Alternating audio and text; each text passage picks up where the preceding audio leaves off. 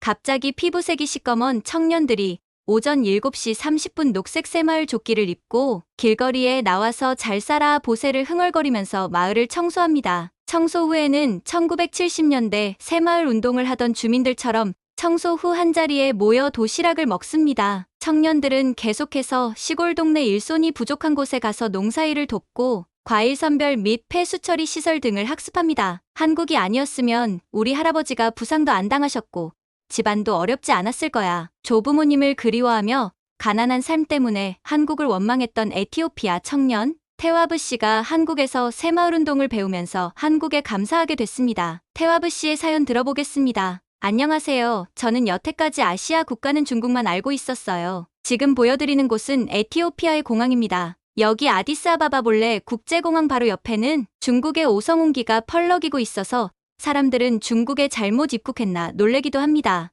에티오피아의 국제공항 터미널은 2개인데 중국에서 원조하여 지은 공항으로 아프리카에서 가장 규모가 큽니다. 제가 한국행 에티오피아 공항에서 탑승을 기다리면서 마주친 승객의 3분의 1이 중국인일 정도로 중국의 아프리카 러쉬는 굉장히 적극적이에요. 중국에서 굉장히 많은 자금을 투자해서 에티오피아 곳곳에 공항, 경전철, 국제 컨벤션 빌딩 등을 지었어요. 아프리카에는 약 1만 개의 중국 기업이 활동하고 있고 이 가운데 90%가 민간 기업이에요. 현재 약 35만 40만 명의 중국인들이 아프리카에 살고 있어요. 중국 기업들과 중국 국민들의 아프리카 진출이 급증하면서 중국 정부는 아프리카 내 친중파들을 적극적으로 육성했어요. 상당수의 아프리카 청년들이 중국에서 학문을 쌓기 위해 유학하고 있으며 이들은 귀국 후에 자국에서 정치나 사회적인 리더로 나타나 친중 인맥을 쌓고 있어요. 에티오피아 15대 대통령인 물라투 테쇼메는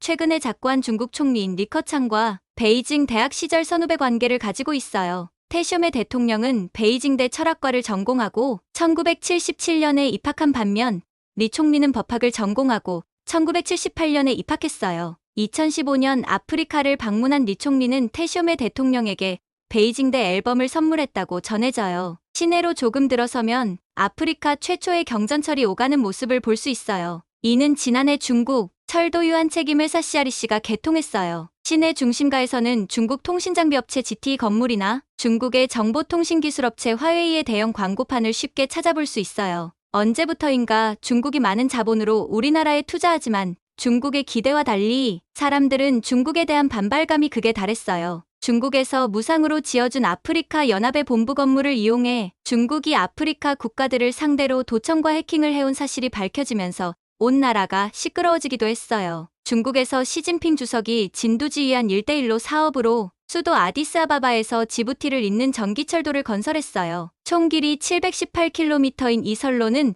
5년 공사 끝에 지난 2016년 완공됐으나 이용률이 극히 저조하여 수익을 내지 못하고 있어요. 이 철도 사업으로 우리나라가 중국에 갚아야 하는 빚만 4조 4,600억 원이에요. 즉, 돈을 대주고 공사를 한 중국만 돈을 벌고 에티오피아는 거의 쓰지 않는 중국산 철도와 빚더미만 남은 셈인 거죠. 아디스아바바와 자매도시로서 교류차 가던 춘천시 관계자들이 몰려든 민중들에게 중국놈은 꺼져라, 죽여버린다라는 살벌한 욕설과 삿대질을 당하다 거듭 중국인이 아니고 한국인임을 강조하여 가까스로 위기에서 벗어나기도 했어요. 2012년 에티오피아에서 의료봉사를 하며 거주 중인 한국인 의사가 목격한 바에도 거리에서 교통사고가 났는데 가해자인 중국 운전자가 렌치를 가지고 피해자를 되려 위협하자 보고 있던 현지인들이 칭총을 죽여라 라고 외치며 돌을 내던졌으며 경찰이 오더니만 곤봉으로 그 중국인을 피범벅으로 두들겨 팼다고 해요. 아디스아바바 언론에서도 가해자 중국인이 현지인 구타협박이라고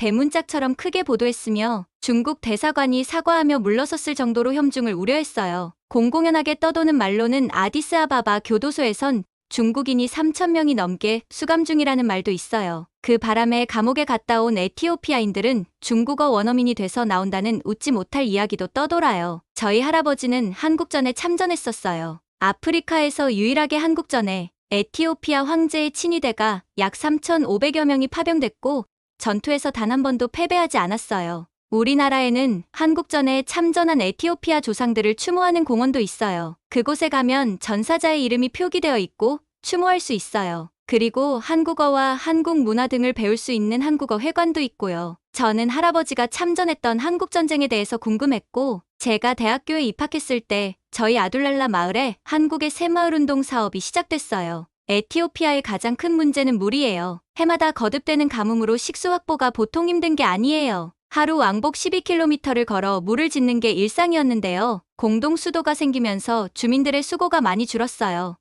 에티오피아의 또 다른 문제는 흙으로 만든 전통 가옥이에요. 창문이 없는 집 안에서 불을 피워 음식을 하고 옆에 선 사람과 가축이 같이 생활해요. 하지만 4년 전부터 불차나 마을을 중심으로 주택 개량 사업이 시작됐어요. 집과 외양간은 따로 분리해 가축이 옮기는 질병의 위험을 낮췄어요. 여성들의 공동 작업이 한창인데요. 소의 분뇨와 칩을 섞어 거름으로 만들었다가 필요할 때 퇴비로 사용해요. 메탄가스로는 친환경 연료를 만든다는데요. 여성들의 노동력도 줄이고 또 환경도 개선하고 너무 신기했어요. 그동안 수많은 해외 국가와 기업들이 개발과 원조라는 이름으로 들어와 주민들의 땅과 자원을 빼앗고 떠났기 때문에 주민들은 여전히 의심의 눈초리로 새마을운동을 지켜봤어요. 그런데 한국에서 온 새마을운동 강사분들은 단순히 기술 전수가 아니고 우리에게 새로운 의지를 심어줬어요. 특히 여성 강사님들이 당시의 부녀자들이 금반지 팔아서 모은 돈으로 재봉틀을 사서 수선 사업도 하고 이런저런 사업을 추진했다는 이야기를 들었어요. 한국에서 오신 강사님들은 에티오피아 사람들도 잘 살아보겠다는 스스로 더 잘 살아보겠다는 의지를 심어줬어요. 그런 노력을 통해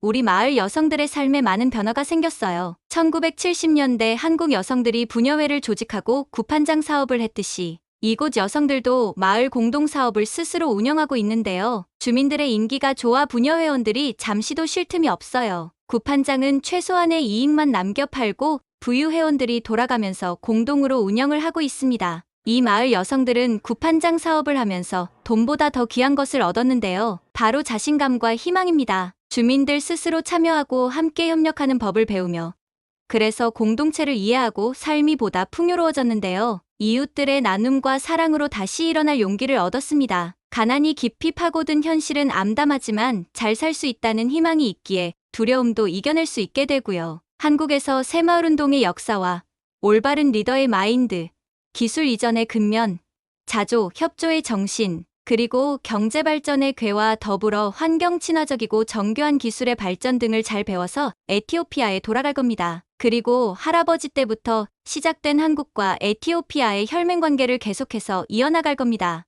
여러분, 에티오피아 청년이 들려준 이야기 재미있게 들으셨나요? 재미있게도 아프리카 첫 새마을학과가 에티오피아 대학에 문을 열게 될 예정입니다. 바로 영남대와 에티오피아 웨라베대 간 새마을경제개발학과 설립 협약을 맺은 건데요. 한국행정안전부 새마을운동 연수로 한국에 방문했던 웨라베대학교 토우픽 제마랄리 총장과 에티오피아 남부국가민족주 여당 지역위원장, 농업국 공무원들이 영남대 국제개발협력원에 새마을운동과 새마을학에 대한 적극적인 전수 요청을 했습니다. 웨라베대는 재학생 8천여 명 규모의 4년제 국립종합대학으로 에티오피아에서 빠르게 성장하고 있는 대학입니다. 새마을학과가 에티오피아 현지대학에 설립되면 한국과 에티오피아 간 경제, 기술, 과학, 문화, 교육 여러 분야에 있어서 밀접한 교류가 이뤄질 전망입니다. 한국과 더욱더 굳건한 우방국이 되고 있는 에티오피아는 최근 대시 달케 두카모 주한 에티오피아 대사를 통해 APEC 정상회의 경주 유치 지지 의사를 공식적으로 밝혔습니다. 특히 올해 2023년은 양국 수교 60주년을 맞는 뜻깊은 해인 만큼 더욱더 좋은 관계로 발전하기를 기대합니다. 지금의 잘 사는 한국을 만들어준 새마을운동 정신이 아프리카에 성공적으로 확산되고 있는 소식을 전해드렸습니다. 구독과 좋아요는 큰 힘이 됩니다. 끝까지 시청해주셔서 감사합니다.